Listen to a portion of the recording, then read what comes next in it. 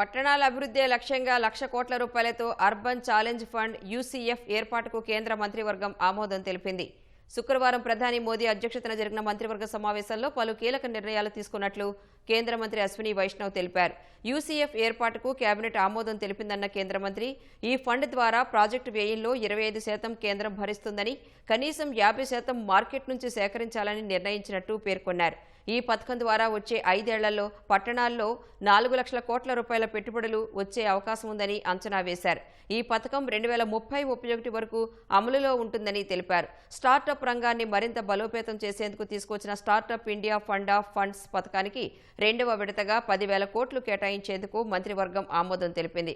2016లో ఈ పథకాన్ని ప్రారంభించగా తొలి విడత విజయం సాధించడంతో 2వ విడతగా మరో 10,000 కోట్లు కేటాయించారు. డీప్ టెక్, చిన్న వృద్ధి చెందుతున్న స్టార్టప్లు సహా టెక్ ఆధారిత వినూత్న ఉత్పత్తుల తయారీ సంస్థల అభివృద్ధికి ఈ పథకం చేయూత ఇవ్వనుంది. రైల్వే శాఖకు చెందిన 3 ప్రాజెక్టుల కోసం 18,509 కోట్లు కేటాయించేందుకు మంత్రివర్గం పచ్చజెండా ఊపింది. ఈ నిధులతో కసారా, మన్మాడ్, ఢిల్లీ, అంబాలా, బళ్ళారి, హోస్పేట్ మధ్య రైల్వే లైన్లను అభివృద్ధి చేయనున్నారు.